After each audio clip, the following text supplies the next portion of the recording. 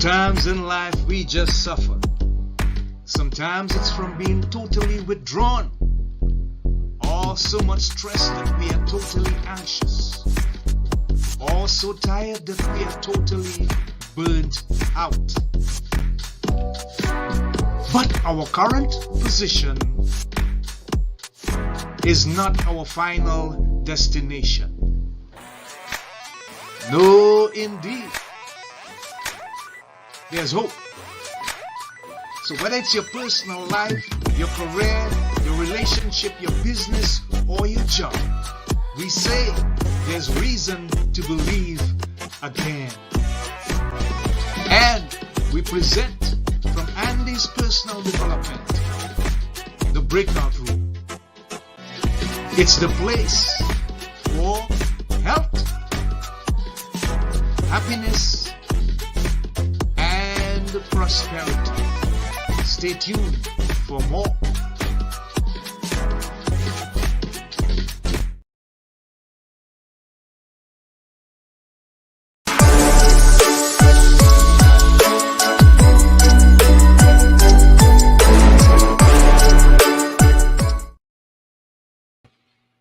Hey, this is Andy of Andy's Personal Development, and we're just borrowing the introduction from Let's Just Read, mainly because the focus on our next guest live in the breakout room is basically on the foundation of her experience and her writing experiences, as she has several publications, one which is of very important personal matters to her with regards to her personal relationship and a personal experience concerning adoption of her family and that kind of stuff. So, without further ado, let me just introduce our guest live in the breakout room, and she is Anna Maria DiDio. She is an adoptive mother and was inspired to write her memoir, Love at the Border, an adoption adventure after her own family journey to Mexico. Now her Life Adventures children's books features stories about adoption, foster care, stepchildren, and all blended families. She's a best-selling adoption and children's book author. Anna Maria holds a BA in psychology from Villanova University and an MSW in family specialization from the University of Pennsylvania. She has a professional career which includes an HR consultant, coaching senior leaders across many industries, and serving as a trusted advisor on all human capital matters. She has multiple areas of expertise, but we will not take up any more time going into that because we know that she's anxious and willing to share her amazing story and content with you. So let's welcome live in the breakout room, Anna Maria DiDio. Here we go. Thank you so much. Thank you for taking the time to be with us and for bearing with us with a little patience in the time that we took to start this broadcast or live stream. So, Anna Maria, your story is truly intriguing and amazing and at times heart-rending, if I could use that as an apt um, sense of describing what I have seen. What about you personally? If you were to just encapsulate your life in a couple of minutes, what would you say to people so that at least they have a basic understanding of why you are doing so much to help people understand the challenges of the adaptation of families? Well, I retired from a very fulfilling corporate career and began writing. And when I reflected back on the things we had done to create our family, I knew that I had something to say to families that were interested in adoption or families that were blended. And there are, quite a few hurdles in getting there. And I wanted to prepare families. And at first I wrote the memoir, as you mentioned. And then when I began to write the children's books, my mission that I'm still so passionate about is to create a space for parents and children to talk about the trauma that is adoption and some of the issues connected to blended families. So that's what I decided to do. Okay, great, wonderful. And how challenging was it for you to actually get the information? Did it come mainly from your personal experience, or did you have to do a lot of research and combine those together and bring in experts or individuals who could help you put it all together so that you had the final products being produced? Well, yes, part of the journey in writing the memoir was a little bit of recalling some of the research that I had done about adoption and trauma. But the good thing about children's books is that they are very easily digested in under 1,000 words, and I have some lovely illustrations. But as I said, the unique thing about them is that they raise issues about adoption that other books really don't touch. So when people think of adoption, it's just a wonderful way to create a family. But there's also trauma connected with that. And the unique thing about my books is that I'm raising these issues and pointing them out to parents so that they initiate discussions with their children and make that road to a thriving blended family a little bit easier. Mm. Yeah, that's interesting. Very interesting indeed. So I'm just gonna go through the books as best as I possibly can, and the first one I'm gonna put up on the screen to share with you. And Your audio is cutting out like every other word. it's cutting out. Okay, let me see if I can do something about that. Audio. Okay. Okay, how about that now? That sounds good. That sounds pretty good. Okay. So, yep, I'm gonna share something with you on the window here, and this one is Grace's Right Time. Tell us about this publication. Well, this is actually just being released as we speak. Uh-huh. So this is not exactly a children's book. It's called a middle grade book. Uh-huh. And whereas the Mm-hmm. illustrated picture books are for children about 4 to 8 to 10 years old, this is for a little bit older children, 8 to 12 years old. So this is a chapter book about it's more than about adoption though. It's finding about finding yourself and finding friendship. So Grace is a Wow. very smart child, and All right. she is very good at reading and writing. And so she moves to a new city, and she's always had trouble making friends. So Mm-hmm. she develops a friendship with a boy named Andy, and he is adopted, and Yeah. Andy enlists Grace help to help have her help find his birth mother. So they set out on a secret adventure to find his birth mother, and all kinds of mayhem ensues. So it's really about finding friends, finding yourself, and Mm-hmm. dedicated to adoptees to know their story. When we grow up in a biological family, our parents tell us the story of our birth, we know our family. But for children that are adopted, perhaps foster children, children in a blended family, they're not they're not sure of their roots. They're asking questions. Who do I look like? Where did I come from? So these are some of the issues that I raise in this. This is my Mm-hmm. latest. Okay. Wonderful. Now, I want to go back to the main factor of your basic outlook on life in terms of the adoption experience. What made you come to the conclusion that you needed to adopt? Was it something that was forced upon you, or was it an accumulated family decision with regards to the Mhm. final adoption? Well, that's a very good question because the decision to adopt is so important.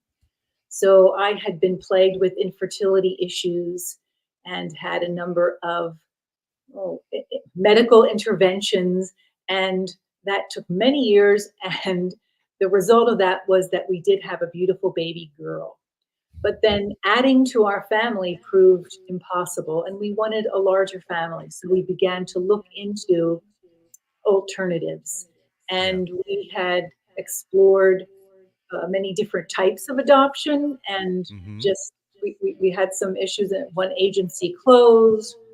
Yeah. So there was a number of hurdles that we encountered, and then finally we're connected to this agency that um, had a relationship with an orphanage in Mexico. So we went Okay. traveled to Mexico and met our daughter.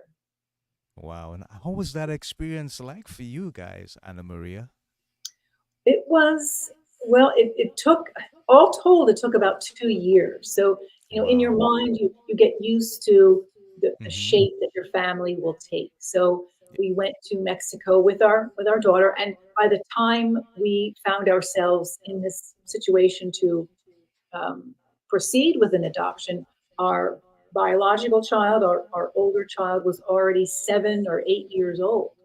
So we were looking for a girl 5 or 6, and so we met our daughter when she was just about 6, adopted Mm-hmm. her uh, in the next year. She was 7, almost 8. So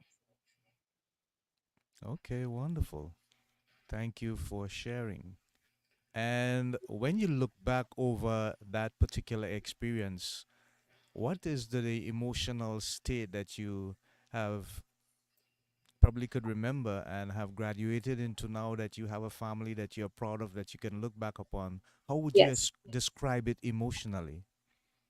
well, the some of the initial emotions were just panic, because Mm-hmm. here's the thing, and here's the reason that I'm writing the books now, is Uh-huh. that I truly did not understand the trauma that my daughter was going through. So many people speak so wonderfully of adoption, and it is, as I've mentioned, just a terrific experience and Mm-hmm. a way to add to a family, a way to create a family. And people would always say to my daughter and to me, "Oh, she's so lucky. She's so lucky to have you Yeah. as a family, and as a you're Uh-huh. such a great family. She's such a lucky girl." Well, I actually bought into all that for years, and it took me, years after seeing her behavior, she was not happy. She Mm. came to this country losing everything: her culture, Yeah. her language, sights and smells, and the caregivers that she had established relationships with. So while having a family is wonderful, but losing all of that, I did not take the time to really appreciate that, and that's the reason that I'm really so passionate about communicating that to families today. Yeah. Yeah. Oh, wow. I feel the passion there, and I'm gonna share another picture here, and I want to remind folks that the episode is entitled "Things I Wish I Knew When I Adopted My Child" with Anna Maria DiDio, and I wanted to do some color commentary on this amazing photo here. Just tell us about this photo and the experience, the feeling, as you just so passionately spoke about. Well, this is the day that we met our to be daughter in the orange dress. And Yes. there's our older daughter. And so we traveled to Mexico. And, I had been to Mexico before on vacation, but never this up close and personal of a visit to really meet people, see how people lived, and understand the experience of children living in an orphanage. So Mhm. we spent 2 or 3 days there, had some play dates, and met her, and decided that yes, we were definitely going to go through with the adoption. But this is just the beginning of a very happy journey. And of course, there were ups and downs, lots of frustrations, and everything that happens to a family. But it makes my heart. It just I'm so glad we did it. Yeah. Yeah. Thank you for sharing, Anna Maria. We appreciate that and we appreciate you. What advice would you give to people who are seeking to adopt now in terms of the things that they should do, should look out for, that they would really want to know before they actually get into the process so that you can help them prepare, in part, for whatever challenges that they may face along the way? Well, what I'd like to say to prospective adoptive parents, or even within blended families, is just, do your research about trauma, in that sometimes, even though the trauma does not always follow exactly the event, and it can manifest itself years later, or just in stressful situations, or so just there are back when we did this many years ago. I remember going on vacation and just packing my suitcase with books, because I didn't have a Kindle. There was really no internet, or so we were really just looking for all sources of information. So just be well armed with. There are many books out there about the experience of adoptive families, and just be up on that. Mm-hmm. But also Yeah. connected to that Uh-huh. is, meet other adoptive families, because that's always very helpful to have that support. And then we thought it was important for our child to have someone to talk to that was not us. So we had a therapist uh, when she first joined our family, a little bit later on. As she grew, her problems changed and were different. So we sought help from professionals when we wanted, as I said, provide that space for her to talk to someone else. Parents can't Yeah. solve every issue. Yeah, definitely. Wow. Thank you for sharing, Anna Maria. And as you can see, I love to bring pictures up on the screen. Tell us about Carla the Conqueror. Well, Carla is the main character in my three children's books. Right? So this is actually the third book, and Mm-hmm. Carla is an adoptee from Colombia. All the events in my children's books actually took place in our own family, but they're not Ah. exactly about our family, because my daughters would kill me if I wrote any more about them. So they told me to stop. Um, so this is Carla, adopted from Colombia, and she's asked to read a favorite story aloud in her classroom, and she is just panic stricken and sick to her stomach. So this is some of the struggle, obviously, that my own daughter went through. She spoke fluent Spanish, of course, for the first 6 years of her life. It didn't take long for her to be acclimated to English, but reading and writing and speaking out loud, that was a big hurdle. And so she was Okay. very frightened of that. And I wrote a story about it. Right. And how did you emotionally and otherwise guide her through that process, seeing that it was a challenge for her to get acclimatized and accustomed, to adopt that change through that transition period? Well, one of the first things we did, we hired a tutor, an English tutor, and our two girls practiced English and Spanish together. So our older Okay. daughter was learning Spanish, and the younger one Uh-huh. was learning English. So Yeah. we tried to, uh, first, we kept in touch with her caregivers and the orphanage in Mexico for many years, and we still are in touch today. Okay. And because those connections were so important to her, important to us. And so through her grade school and middle school years, she expressed an interest in learning Spanish again, and we tried to support that. But it wasn't until high school, and she really started to work more diligently at it, that she actually became fluent again in Spanish, which was really it just Yeah. made, I think, an enormous difference in her confidence and the way she looked at the world. Yeah. Wow. Thank you for sharing. So, how I wonder where you are. Wow. So this book really speaks to the heart of my message, Mm-hmm. that parents with adopted children should not be afraid of these questions, as Uh-huh. adopted or children from any blended family ask about their biological roots, or their, their skin tone, Mm-hmm. anything about them that is Mm-hmm. different from the Yeah. family where they're living. And Right. parents should not be afraid to talk about these things, because this is what is going on inside the mind of a child. And I wanted to raise it as something completely wonderful and normal, and and part of part of the whole extended family, if you will.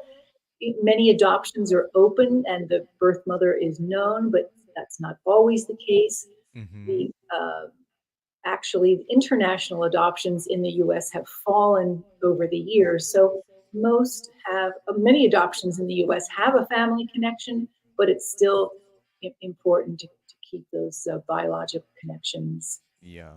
alive. Yeah. Wonderful. What I commend you for, Anna Maria, is the manner in which you sort of detailed and personalized the different aspects of the process of adoption and adaptations, and putting it in such a manner in which people can get a true picture of the process, because I know that there are many who would be out there who may not have the time to ask questions or go online, and they may have preconceived notions about the process. But what you have done in these publications is you have created um, a sort of a guideline that is so much more deeper and personal with regards to the entire process. So let's move on to Many People to Love. Tell us about this one.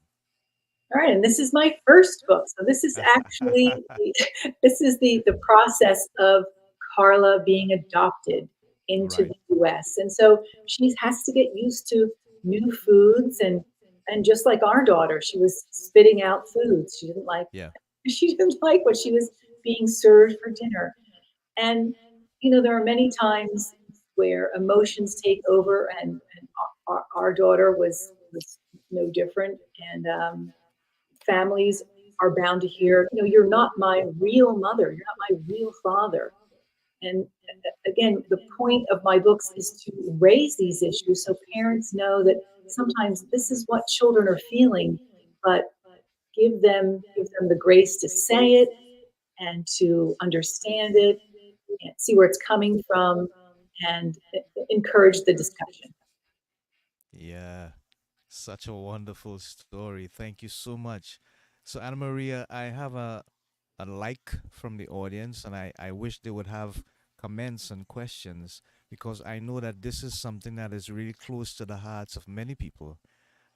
Folks, remember this episode is entitled Things I Wish I Knew When I Adopted My Child with Anna Maria DiDio.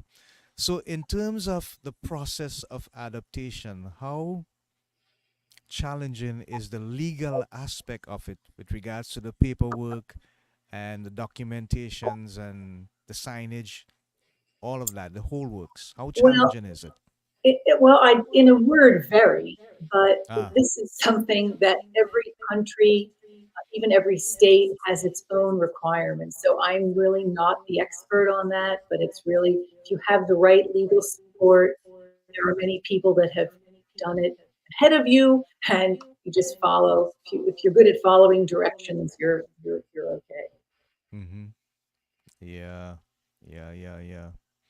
So, how do you strategize with regards to creating the right kind of atmosphere for someone that has been newly adopted? I know you would have shared things about having familiarity with regards to being able to make contact or continue contact with their past, as well as bringing in tutors and so on. But within the home itself, is there anything physically that you did or can be done so that it creates a familiar environment, or do you just, gradually have them go through the process of being acclimatized to something new?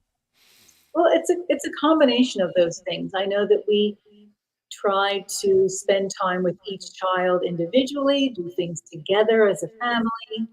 Of course, our younger daughter needed a lot more help with her homework and Mm-hmm. reading, and so we spent that time there. But they were always comparing themselves to each other, and, Okay. that was really not. I tried to minimize that as much as Yes, possible yes, yes, because yes. it's not healthy. Wow. So, is there another publication in the making, Anna Maria? Well, the Grace's Right Time is just being released this week. Mm-hmm. It was the the ebook was released a little bit early, but the paperback is just being released. And I'm thinking would love to hear from readers once they read it if they would like a follow up to the story, because the story ends right in the middle of the school year, and I'm thinking about carrying it through to the end of the school year. We'll see. Yeah, yeah, I liked writing to this middle grade audience. It gave me a chance to say a little bit more. Children's books are very restrictive. You need to keep the interest on the illustrations, and yeah. the message needs to be tight and very short. This was bigger a bigger experience, and I really enjoyed writing. Okay, wonderful. Have you had the opportunity to do any live book talks where you can actually share your experience with the audience as well as probably read some aspects of your publication to them? I've been to some story times with some kids, but not. I'm working on that because I think that is I want to combine a little bit of reading with my message, and so I'm working on getting speaking gigs and talking more about um, again how blended families can thrive and Mm-hmm. use their Mm-hmm. experience to enrich the lives of the kids. Yeah, yeah, wonderful. Is there some sort of organization or community where people who are in a similar position can come together and share different experiences and exchange ideas on how the experience can become much more manageable with regards to the whole process of adaptation, or is it just everybody's on their own? Well, the because adoptions are so state law focused, I mean, there are a lot of requirements for the states. Yeah. The adoption agencies within those states that have a reputable practice have um, book discussion groups and meetings and Mm-hmm. support groups. So they're the ones that really do that, which is a wonderful service. Yeah. What I found also helpful and quite interesting is that there are many free resources right on Facebook that potential parents, adoptive parents, can write in, even anonymously, for support or advice on a particular problem or issue. Okay. When you look back, Anna Maria, and you reflect on your experience, is there any one time that you would consider as an extreme high as opposed to an extreme low? Or is it an unwavering, undulating, continuing process that comes to your mind in reflection? Well, upon reflection, the day that our daughter joined us full time, and when she flew from Mexico and became part of our family, if there can be a high and a low all in one day, that was probably it. Wow. I was so excited after all of the time that we had spent in preparation, the paperwork, that she had finally arrived. But it was the beginning of an extremely sad and stressful time for our family, because she was just getting used to, she had gone to sleep one minute in Mexico City, and then the next day she was in suburban USA. I mean, it was just really tough. And I don't think I really appreciated that. So we really worked. That's that's the reason for delving into all this. We really worked hard at becoming a family, and both girls now are, they're grown professionals and contributing positively to our world. So Wonderful, wonderful. I love to hear that. And we commend you for the experience and for taking up the opportunity to make the choice or the decision that you did. And now I can feel and hear the reward in your heart. How was it for her with regards to getting into the school environment, with regards to the temperament of people who would have had maybe not such a good or positive outlook at someone who had come across the border, as they say? And I'm not using that term loosely. It's just that it's a matter of concept. It's a matter of culture that people are engaged in, and sometimes it becomes a challenge, mainly because of the uncertainty and not knowing for sure what this person is about, where they're coming from, Right. Was that one thing that you were concerned about with her schooling in terms of her being able to make that transition? That's a very good question because that was something that we were very concerned about, Yeah. even when she went away to college. But immediately upon joining our family, we lived in a very small town, and Uh-huh. the school was tiny, one of the smallest school districts, and Okay. she was a new phenomenon. She was something different. So all the kids were very curious, and she is naturally very outgoing. And even though I'm sure it must have been frightening for her, she makes friends pretty easily, and she's very funny. So she got along wonderfully with the ESL teacher. I'm not sure they still call it that, but the English language teacher. And she really thrived at school, which was wonderful. Yeah. Good to hear. Glad to hear. So, in retrospect, when she looks back now, and you sit down maybe at the table with a cup of coffee or something, and or meal, and you share experiences, what are some of the things that comes to her mind? Does she speak much about the past or the experience that she would have had up to this present time? It's funny.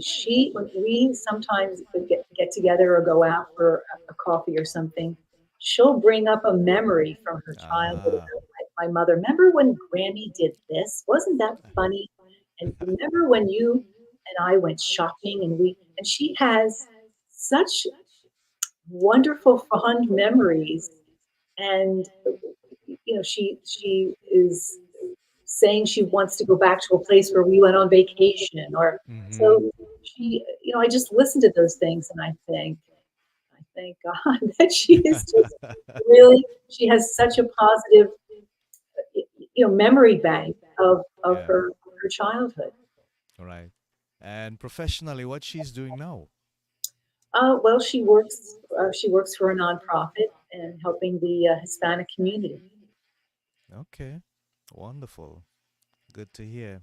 So, when you look at the overall process in terms of the emotional experience, the legalistic issues that you had to go through, the paperwork, the acclimatization, the traveling, everything, how would you profoundly describe it now when you look back at the whole picture? How would you describe it now?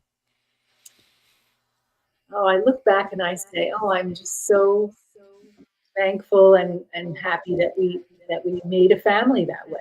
And we took Okay. someone, and even though I understand there's lots of controversy about uh, adopting children from another country, and I understand all that, but this was an opportunity presented to us, 20 years ago, and we saw it as a way to grow our family, and we're really happy that we did it. Okay, great, wonderful. So, Anna Maria, I'm just going to give you a little over a minute to relax a little bit.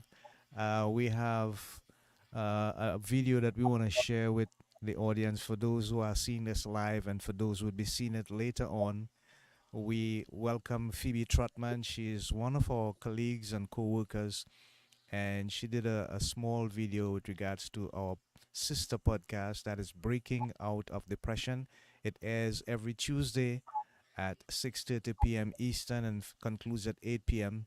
Phoebe Trotman is an entrepreneur, writer, former national football player for the nation of Canada, and she has written two excellent publications. The first one entitled Never Quit on a Bad Day, focusing on the stories of entrepreneurs and business people.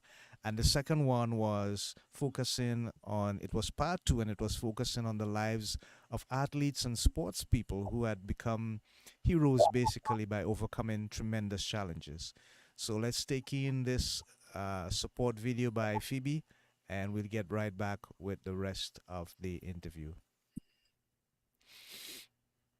Hi, friends. Phoebe Trotman here. I wanted to just thank Andy, Charles, and the team for what they're doing with their broadcast. One of the things that stood out to me is that they truly care. They are there every single Tuesday at 6:30 p.m. Atlantic Standard Time, sharing what they have gone through, their experiences. They have guests who have gone through real challenges, and those guests are sharing what they've done to push through those challenges. And but one of the things the reason I want to encourage you to tune in is because it helps you realize you're not alone. There is a community of people who care. There are people out there who've gone through challenges and they're sharing what they did to push through. And so it's a show of hope. It's a show of encouragement. It's also a show where you can learn. You can learn a tip or two to help you along your journey. So I encourage you again, tune in every single Tuesday at 6:30 p.m. Atlantic Standard Time. They have a great lineup of guests. They themselves, they share their experiences, and I know it will help you through your journey. So I wanted to wish you continued success, good health, and many blessings in 2024 and beyond.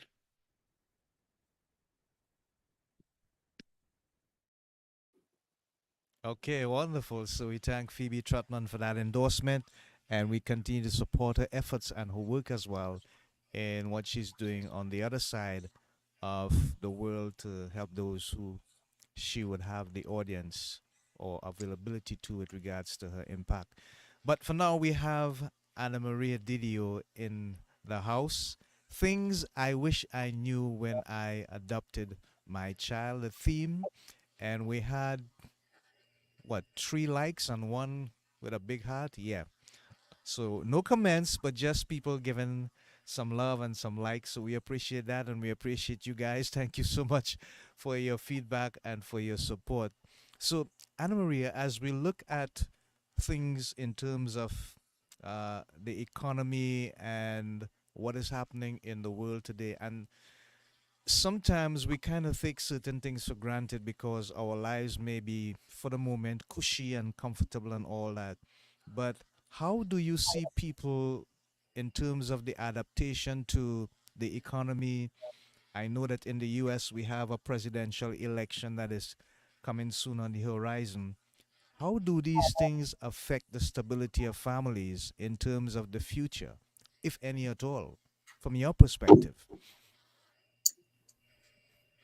Well, I think that it's always a interesting family experience to talk about current events, and both both my girls uh, really are. They're not really political animals, so to speak. So we stay current. I know I've been active in many nonprofit organizations promoting causes for women.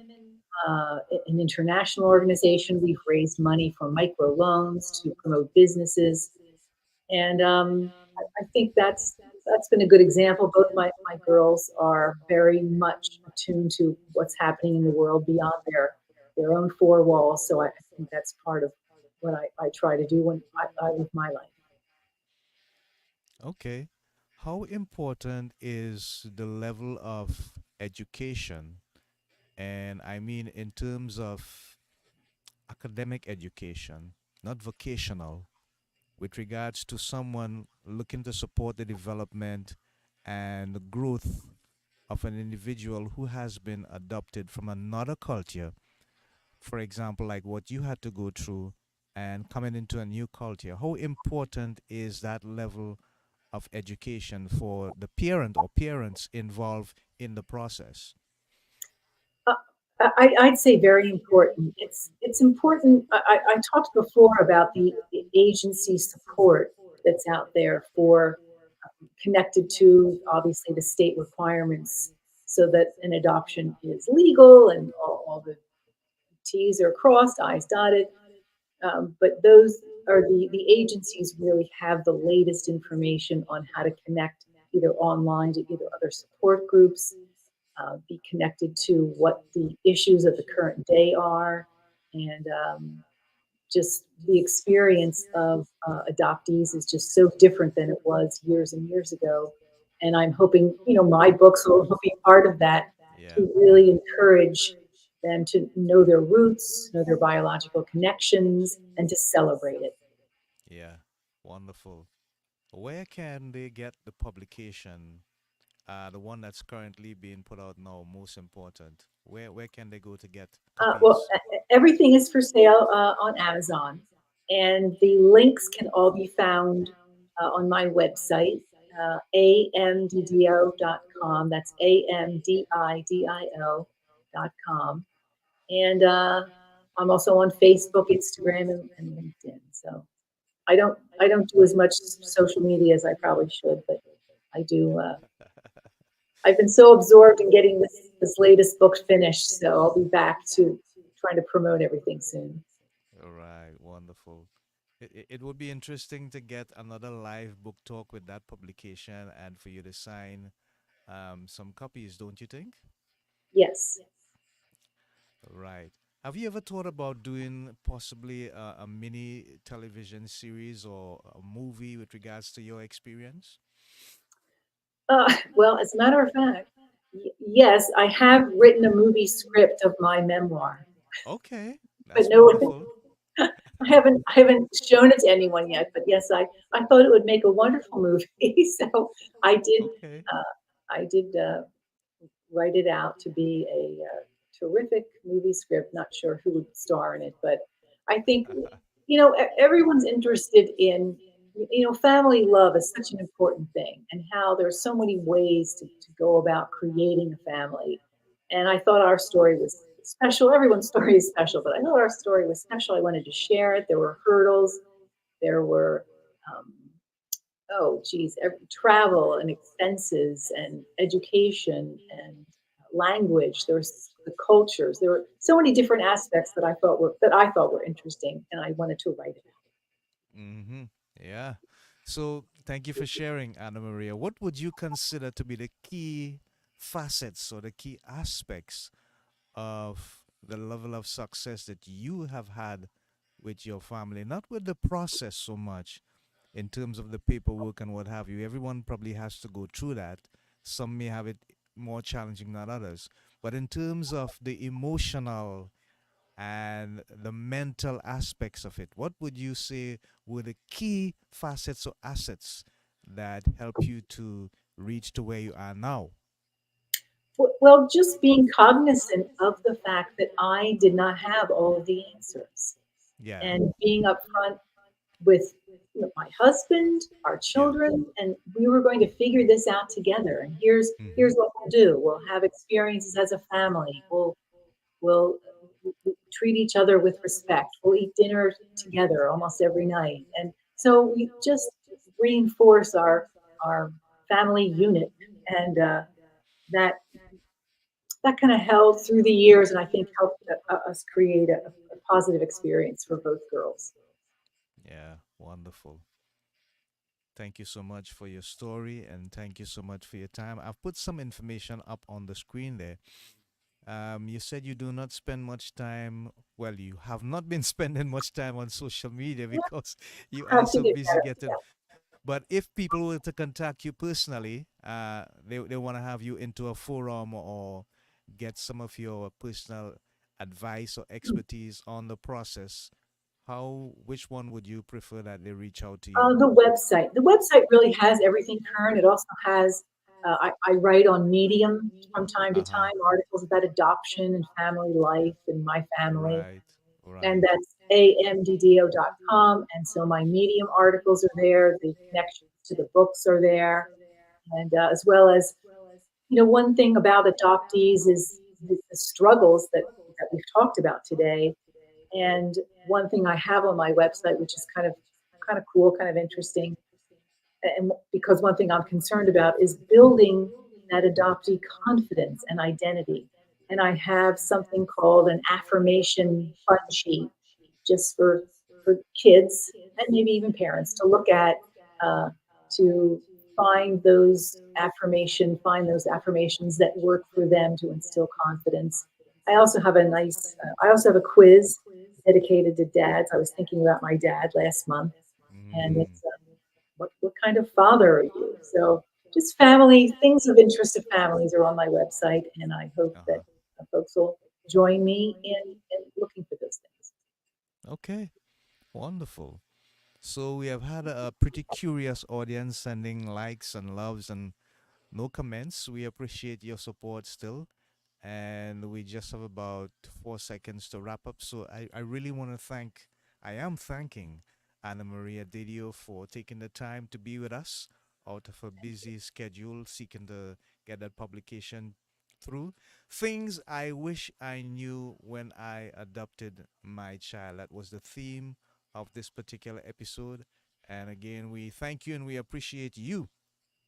Thank you And so as we much. go, we want to remind folks, please look at our three watchwords: health, happiness, and prosperity.